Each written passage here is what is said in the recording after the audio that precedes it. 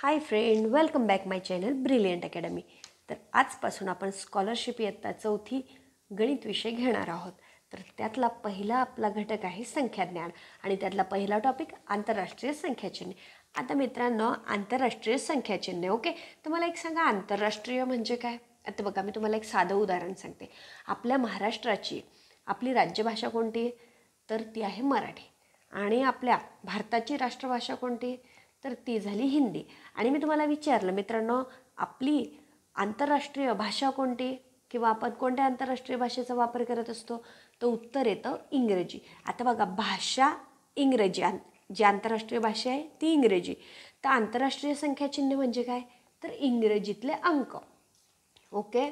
जसं का मी तुम्हाला एक सांगते, आपण देवनागरी संख्याचिन्ह म्हणजे देवनागरी लिपीमध्ये आपण जे काही अंक लिहितो किंवा संख्या लिहितो, आपण त्याला बघा 1 2 3 4 5 6 7 8 9 0 असं बोलत असतो.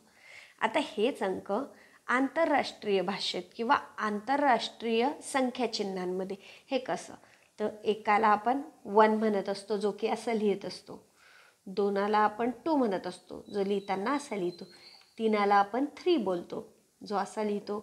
4ला 4, 5ला 5 आणि कसे लिहितो बघा ते मी सांगितलेलं आहे आता. आणि हे बेसिकली तुमचं पहिलीमध्ये तुम्ही जसे येतात तसं तुमचं झालेलं आहे ओके.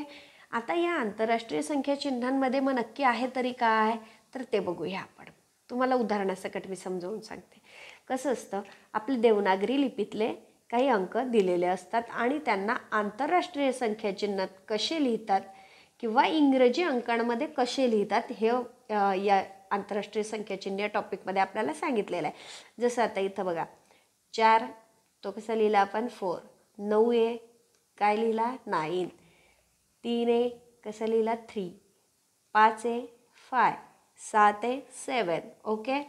आता यातला नेक्स्टवालं उदाहरण आपण सोबत करूया ओके.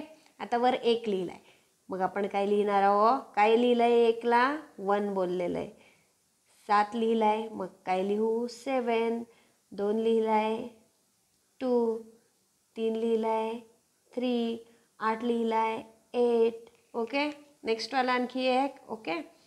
4 लिहिलं आहे तर आपण 4, 9 आहे 9 आहे तर आपण 9, 0 आहे तर आपण 0, 6 आहे 6 आहे तर आपण 6, 1 आहे तर आपण 1 ओके.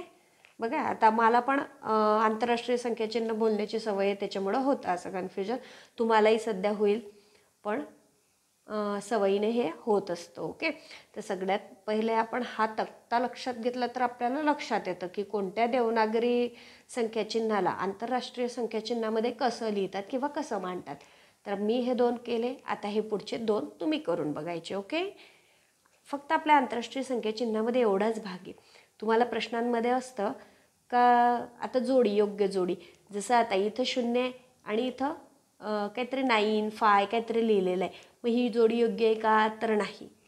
आता इथं जर 5 आहे आणि मी इथं 7 लिहिला 7 लिहिला तर चालेल का? नाही, मग ती चुकीची जोडी.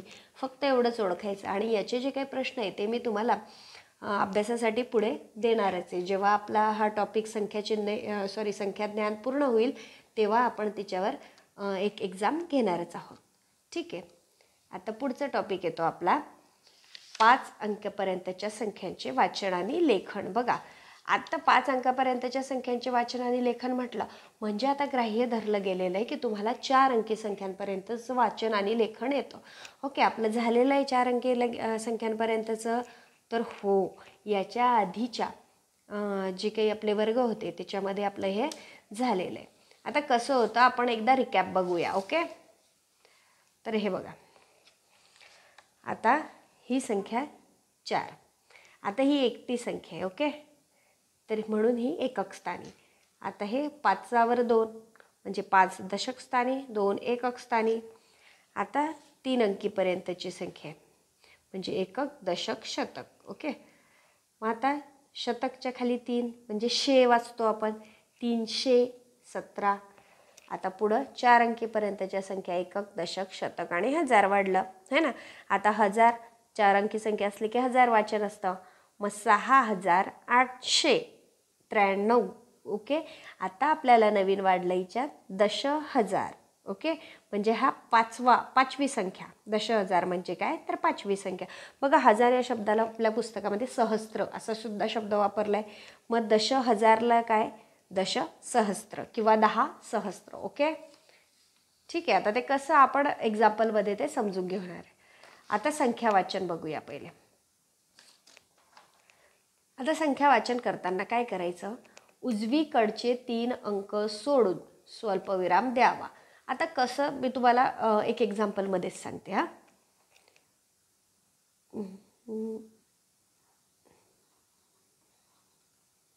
ओके. आता ती आपण 5 अंकी संख्या घेतली. आता ते समजून घेऊया आपण.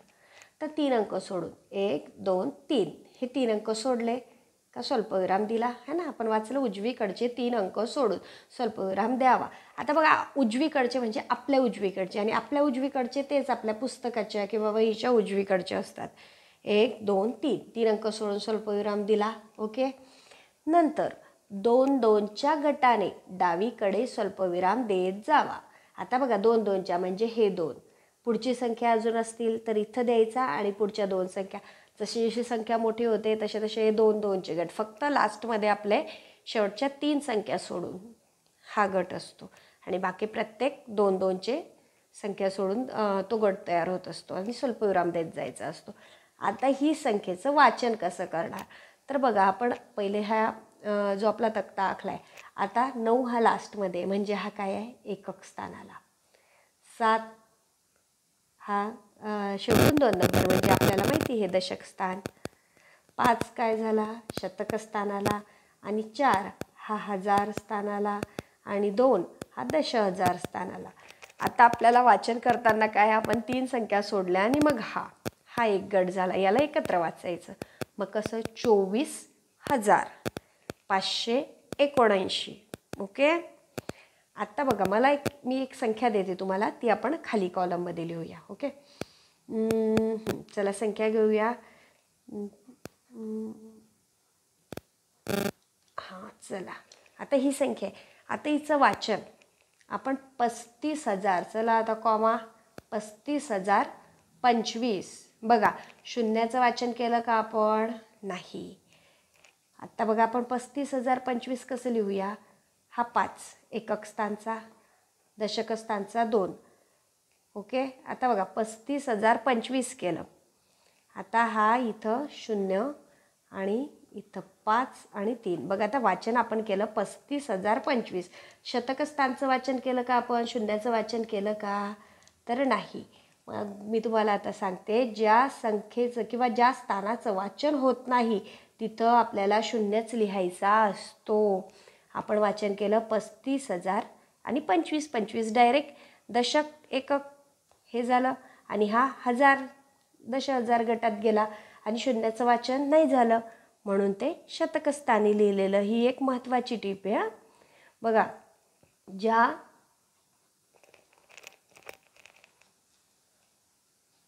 संख्येच्या स्थानाचे वाचन होत नाही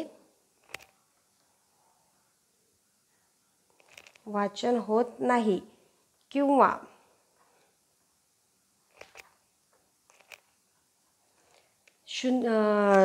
अंक नसतातच. बघा, त्या स्थानाला किंवा अंक नसतात